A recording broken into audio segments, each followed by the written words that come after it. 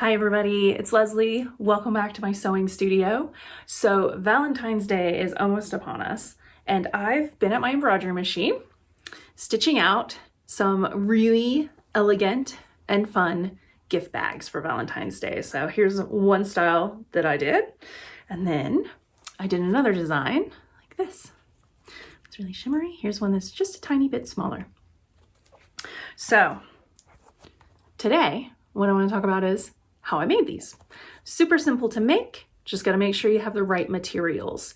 So this gift bag has a lot of embroidery on it, but it also has applique.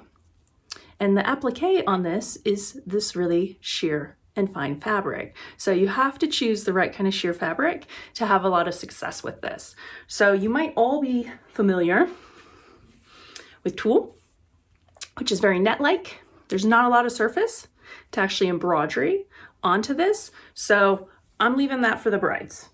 Instead, I used organza.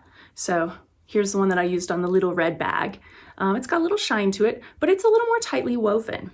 Something else I experimented with was lame fabric, which is also sheer. This one has a really gorgeous sheen to it, but it does have a little bit of stretch. And so I had to be really careful making sure that it didn't get overstretched or warped at all while the embroidery machine was doing its work. So let's get started.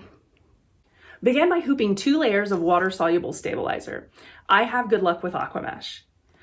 Put your hoop in the machine and stitch out the placement line for the applique. Lay your fabric on top of the placement line and then stitch the tack and the cut lines. Then cut away any excess fabric. Once you've done that, you're ready to stitch out the design. Some of these designs have 2 parts, so you'll have to kind of rinse and repeat to get the second side to your bag. Some of the smaller designs fit in the hoop simply by having the bag back to back and folding it in half when you're done. Once the machine's finished stitching out the design, you can wash away all of the stabilizer. You're gonna wanna wash these really thoroughly. You want a nice soft bag when you're all done. Once they're dry, cut out the holes for the ribbon. Then you can start to assemble your bags.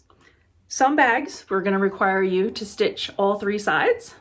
Other bags will let you get away, especially the small ones that you fold in half. You could just stitch up 2 sides if you wanted. Either way works. I found that using a really tight zigzag stitch with the same color thread, top and bottom, in the machine worked really well to keep these bags held together. Once you've assembled your bag, you can attach the ribbon and fill it with goodies. So something that I didn't mention that I did with these 2 bags is that this bag is a slightly enlarged version of this little red bag. So a good rule of thumb when you're doing embroidery, you can enlarge or resize any of your original designs up to 20%. After that, you start to lose the integrity of the actual stitching in the design, and you could have a few problems, gaps, or stitching that's too tight if you're actually reducing the size. So, happy Valentine's Day, y'all. Love you. Take care. Be well.